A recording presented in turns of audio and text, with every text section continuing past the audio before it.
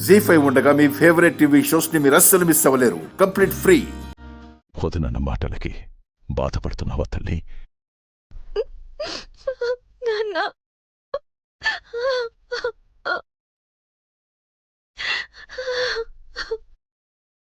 నీ పెళ్లి గురించి ఎవరేమన్నా అస్సలు పట్టించుకోకమ్మా.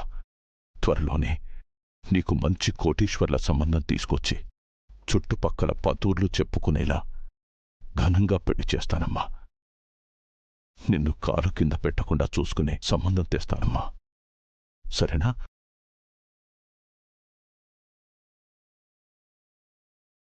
నాన్న, నాకు కోటీశ్వరుల సంబంధం కావాలని ఆశ లేదు నాన్న.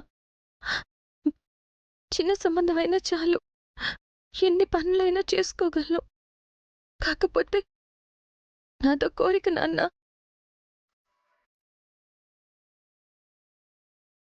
ఏంటమ్మాది?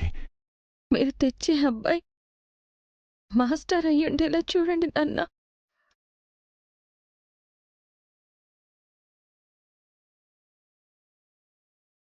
మాస్టారా? అవును నాన్న. మాస్టర్ అయితే చదువు విలువ తెలుస్తుంది. పెళ్ళయ్యాక నన్ను చదువుకొనిస్తారు.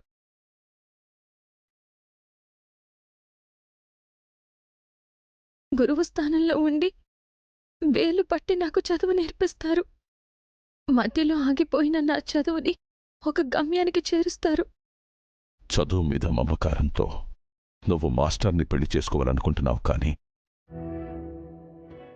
జీవితం ఆనందంగా ఉండాలంటే చదువుతో పాటు డబ్బు చాలా అవసరం కదా తల్లి.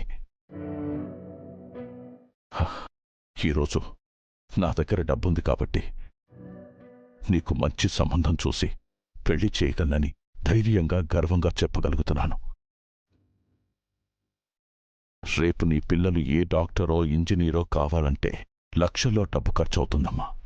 అలాంటప్పుడు నువ్వు సాధారణ మాస్టర్ని పెళ్లి చేసుకుంటే అన్ని విషయాల్లో రాజీ పడాలమ్మా. నెల తిరిగేసరికి జీతం కోసం ఎదురుచూపులు చూడాలి. ఈ రోజుల్లో ప్రేమలు మమకారాలు అన్నీ డబ్బు తర్వాతే అన్నట్టుంది పరిస్థితి. నేనున్నా లేకపోయినా నిన్ను మహారాణిలా చూసుకుని అతని చేతుల్లో పెట్టాలన్నదే నా కోరికమ్మా. అప్పుడే పైనున్న మీ అమ్మ ఆత్మ కూడా శాంతిస్తుందమ్మా. దీని గురించి నువ్వు ఇంకేం ఆలోచించకుండా నువ్వు ప్రశాంతంగా పడుకో తల్లి, పడుకో.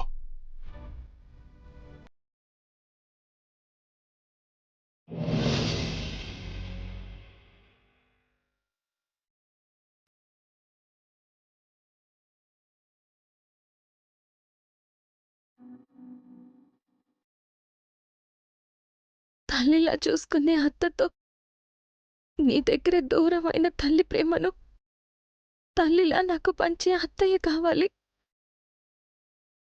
నువ్వెలా అయినా మాస్టర్ని నా భర్తగా వచ్చేలా చూడమ్మా. అప్పుడే నేను ఆనందంగా ఉంటాను.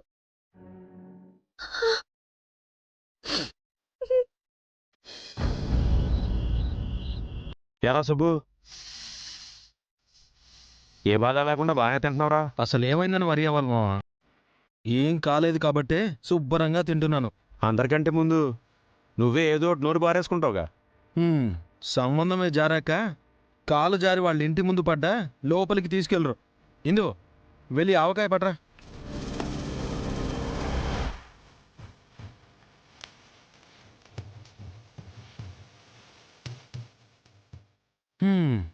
ఇప్పుడు దిగులుగా కూర్చుంటే లాభం లేదు.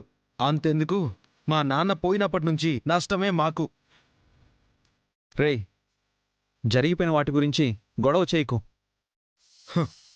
తెగిపోయిన సంబంధం గురించి మీరు మీటింగులు పెడితే తప్పులేదు గాని నేను చరిత్ర తిరిగేస్తే తప్పొచ్చిందా? ఏం తెలుసనరా నీకు?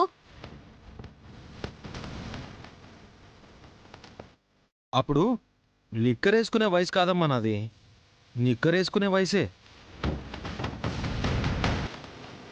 కళ్ళార్పకుండా జరిగింది చూసినందుకు ఇప్పటికీ పీడకలలు వస్తూనే ఉంటాయి. నువ్వు నెత్తినేసుకున్న అప్పులు మాకొచ్చాయమ్మా తిప్పలు.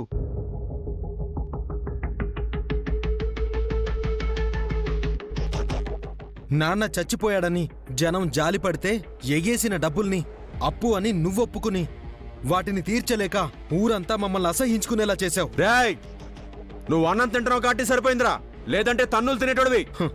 నిజం నిష్ఠూరంగానే ఉంటుంది మావా. ఇంక చాలే ఆపు. మాటకి మాట సమాధానం చెప్పడం వచ్చు నీకు.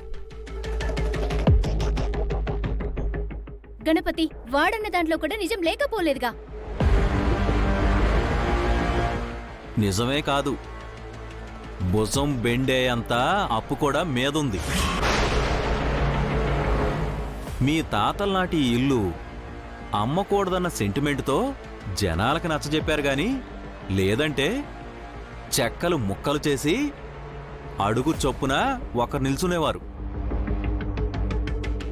నా జీతం అమ్మ కష్టం కలిపి అప్పు కడుతూనే ఉన్నాం కదా బావా. జనాలు చేసే అల్లరి ముందు మీ చిల్లరెంత? ఆపేయ్, ఆపేయ్, ఆపేయ్, ఆపేయ్, ఆపేయ్.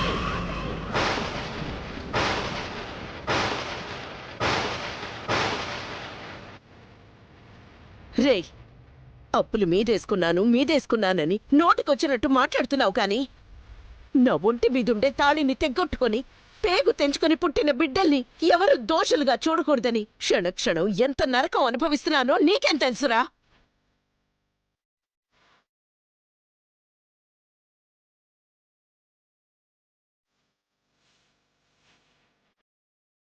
నా భర్త శంకర మాస్టారు అంటే పలపం పట్టుకున్న భగవంతుడనే వర్రాజనం. కానీ కానీ నమ్మిన వాళ్ళే మోసం చేస్తే దేవుడు కూడా ఓడిపోతాడని సాక్షిగా ఉండిపోయాన్రా నేను.